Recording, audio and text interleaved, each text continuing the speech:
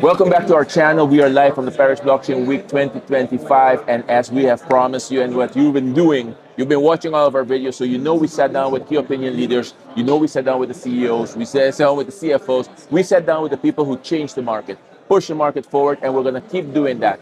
And when it comes to the Dutch market and soon the world, Michaël van de Poppe, you need to pronounce his name properly, that's very important. Michaël van de Poppe is the leading voice in the Dutch community when it comes to crypto, education, and trading.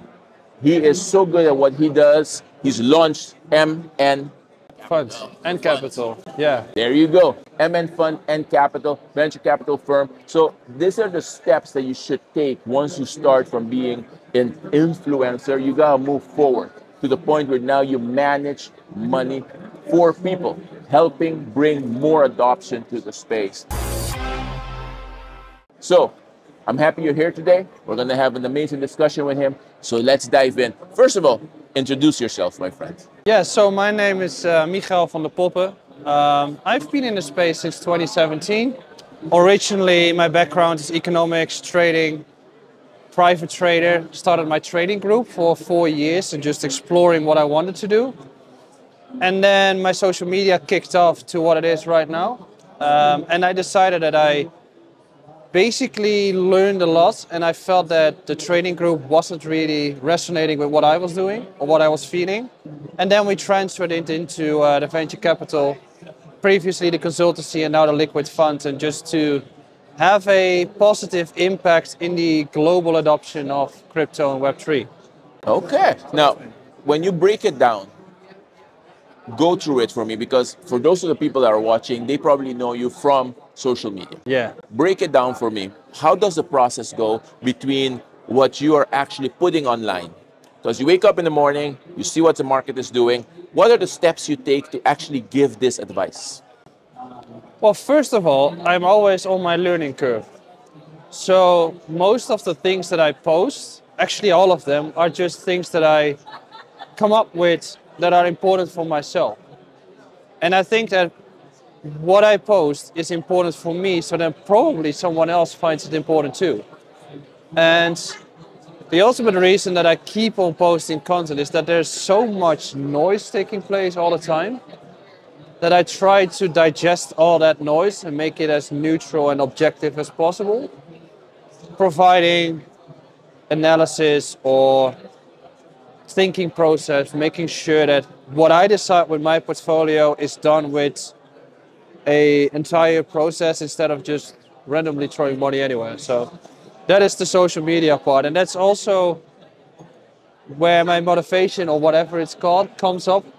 Like, I see some social media accounts making videos, posting content, but there's nothing educational about it. And I kept on improving in that sense, and that's where we got into the capital and into the fund. As there are many tech founders building great tech, but not really knowing how to explore Web3. And they get screwed over by the wrong parties. And that's where we come in. So, or at least that's what we try to do. Very good. Now, talk to me about the Dutch market.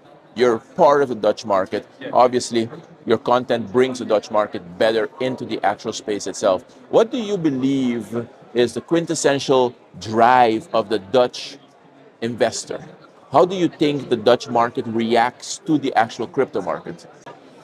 It's a big community, right? I don't know, maybe it comes from the old Dutch traders mentality that we have a big community. I think Dutch people want to take risk. That's fine.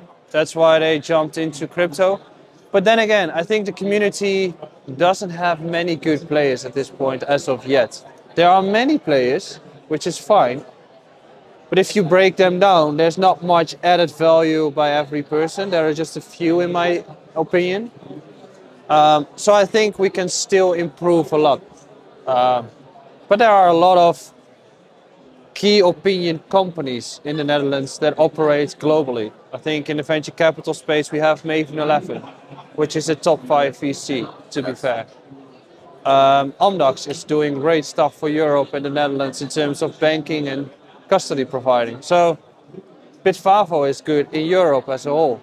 So we are pretty outstanding, but we can still improve a lot when it comes to providing information, which I think Bitcoin Magazine is trying to do themselves. Yes, exactly. Now, talk to me about MN. What was the inspiration? What are the next steps? What are we looking at in the next 3 to 6 months? So primarily, MN Fund is going to be launched in 4 weeks. So that's a liquid fund where we have external investors come in, like retail investors. That's the core focus. We need to launch it properly. We need to find the right partners, execute the trading, find good OTC deals. That's part of our strategy. For the venture capital arm, it's basically connecting more Web3 parties to the tech founders and making sure that we learn enough. We are still in the startup phase. We are here for a year now, so we need to continue learning. We need to continue failing, because from every failure you can grow. That's what we're currently doing. And from that perspective, also with the markets, we would like to scale up the team to basically improve what we have been doing already. We kind of face some difficulties with the size of our team and the amount of effort we can put into our relationships. So those are the key parts for the coming few months. And aside from that, the podcast. We really want to grow the podcast. That's just a fun thing to do. Okay. It has been fun anyways. And we would like to continue doing that, because that deep conversations provide actual info instead of 10-minute videos where I'm just talking blindly into a camera. Yeah. So I like that more than just like going into the camera. So that's our core focus. Now, the core focus of the podcast is to bring forward information. Yeah. For example, what type of information are you looking forward to bringing to the people? Well, two things. One is it's called New Era Finance. And I think everyone in Web3 wants to build a new finance. So with Sergei, the founder of Chainlink, we broke down the impact of the US and the banking system into DeFi and why Chainlink can be important to just make it easy for everyone. On the other hand, for instance, Raoul, we break down strategies, understanding macroeconomics, make it simple for the retail investor. That's just a key part. As there's so much complexity in the markets at this point, like where the fuck are we at this stage? And breaking that down and hearing it from the guys that have been in the space for 30 years, that's our core value add with the podcast. Okay. Now, talk to me about the actual vision that you have for the Dutch community. Dutch Blockchain Week is coming up. You're one of the speakers as well there. And the community in the Dutch market needs to keep growing. What is your vision for where you want us to get? Well, I mean, we have the MiCA license right now, right? Or the MiCA regulation. And the Dutch regulator is very conservative. We need to make sure that we push forward innovation and we push forward adaptability. With being so strict on the MiCA regulation from this standpoint, we kind of face the difficulty that a lot of parties move out of the Netherlands, and we need to protect the markets, making sure that everybody stays in the Netherlands. That's the core focus. However, companies that go through the MiCA regulations and get it, they can onboard the big traditional parties and institutions.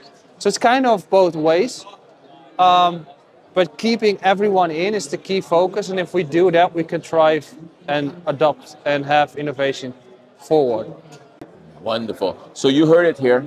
We need to keep everybody in. That's going to be the most important aspect of growing the Dutch market. And that's what we're going to keep pushing for here at Bitcoin Magazine with the collaboration from Michaël. Thank you very much for watching this video. You know what to do. Share this video, like this video, leave your comments. For sure, we will bring it to him and we will look forward to answering all your comments as well. Michaël, I appreciate you, man. Thank you very much. And we will see you soon.